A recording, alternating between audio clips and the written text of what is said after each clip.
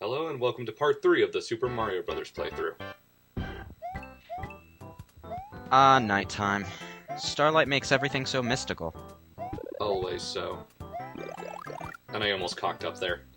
I can't even see the stars where I live. Damn you, modern society and your stupid lights. It's another Lakitu. I got the name right this time, right? Yep. Yeah. Can you kill those things? Yes. Yeah, you can. Thank It's God! because for years I mispronounced their names. I called them Lakitus.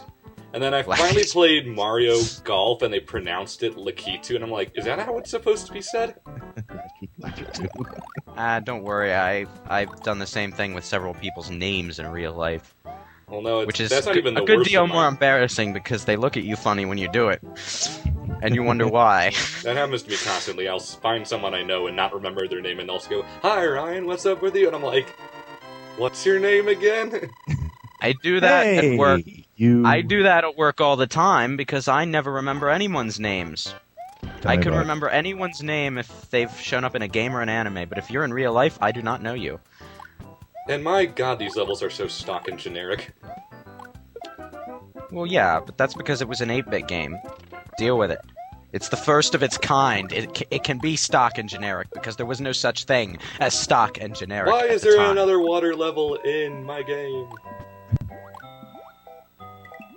Fuck you, blooper. I have to give them credit for giving this game like 3 different tracks of music or 4 different tracks of music rather than just one, because a lot of 8-bit games actually did just give you 1 track of music and that was it. Well, even in the NES game, there were 3 different music tracks. Oh, 4 actually. Yeah, I know. Wait. 5 if you really want to count the star thing, but I don't. Of course, within like the first 10 minutes you've heard all 4, but yeah. How far games have come. We can actually have 5 tracks of music in our games now. We can have official soundtracks for games. We can sell them on CDs because they're just that awesome.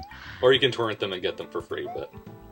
Well, yeah, but I like the latter. That's the loser's way to do it.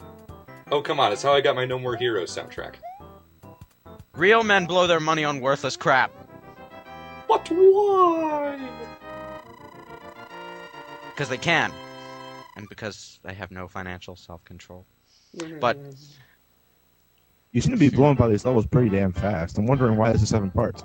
I fuck up a lot in World 8. Okay, that makes sense. Oh. Yeah, and that's gonna happen a lot in Mario 2 as well. I'll get to, like, World 5 in, like, 2 parts. And then all of a sudden Mario I'll hit World 2. 7 and just, go Mario- on and on. Mario 2 is the only 8-bit game in existence that can last as long as a Final Fantasy game. But only know because what? you fuck up that much. I'm thinking of like people listening to this right now are thinking if we're talking about the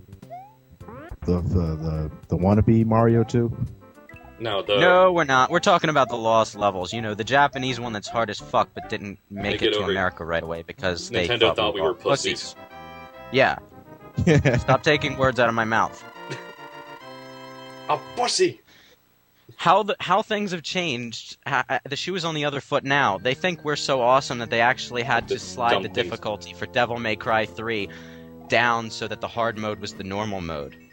Of course, they got chewed out for it, but they think we're awesome that way. You fail. Well, also, the real Mario 2 is the only time in Nintendo's history they've gone out of their way to make something more difficult.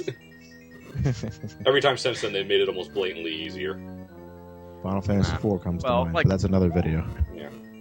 Yeah, I could not beat that game. I could not play that game entirely through. I liked the story, I liked the game, but it just bored me to hell because it was effortless for me. I'm not even a good RPG guy, and even I could beat that game no problem. I might pick that game up on the DS eventually. I played the GBA version.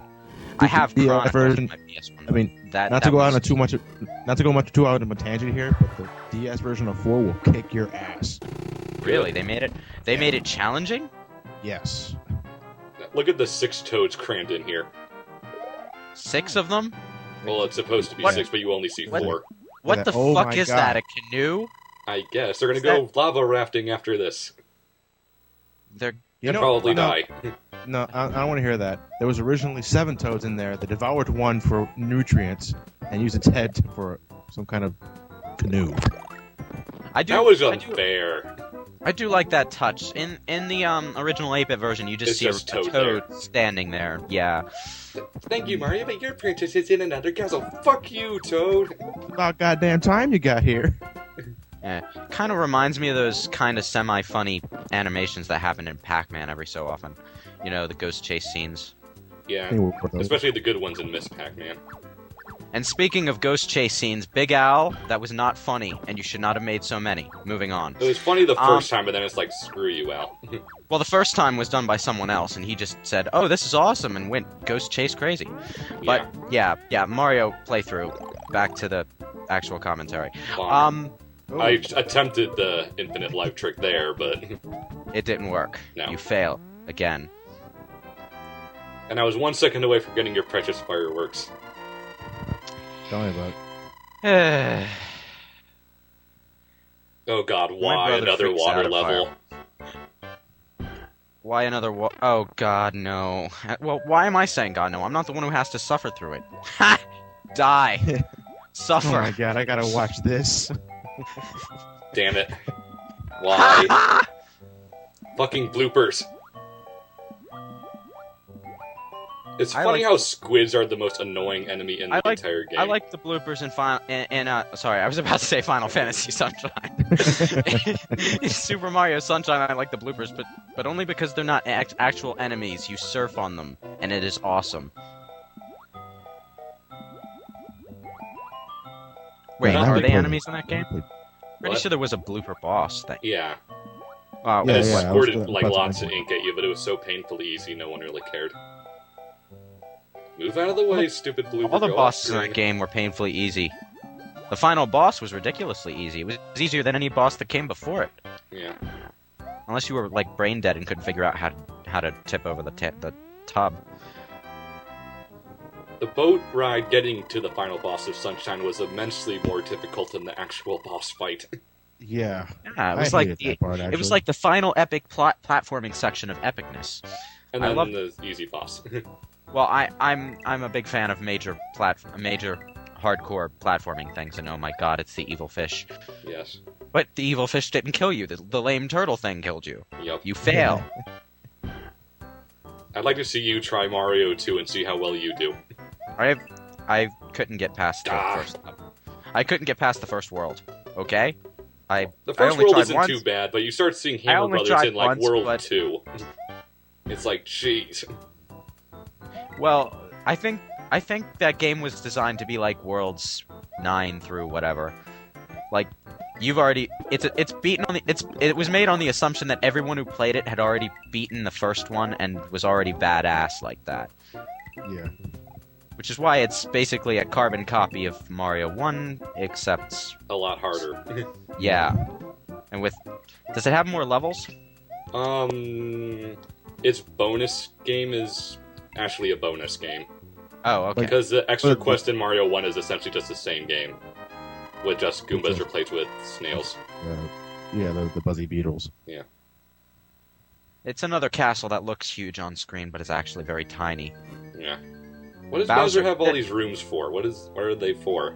This is the ultimate proof that Bowser is a badass. He can use space-bending magic to make his castles bigger on the inside than they are on the outside. And he can also make them loop forever, because it's a maze boss. Oh, I remember this. I think I remember this. I either watched it or played it. But whoever was playing it, probably me, was an idiot and just ran around and around and around for about 10 minutes before realizing what happened. This was the farthest I could get as a kid. Because I could never figure these out as a kid. And you couldn't figure out the looping level? Yeah. Here's the thing, though. In the original 8-bit Mario, it wouldn't give you a noise to let you know if you were right or not. Like in the All-Stars version, it gives you a little chime. Yeah, it gives does? you the cue that it gives you the cue that you're going in the right path, but you didn't get that in the 8-bit version.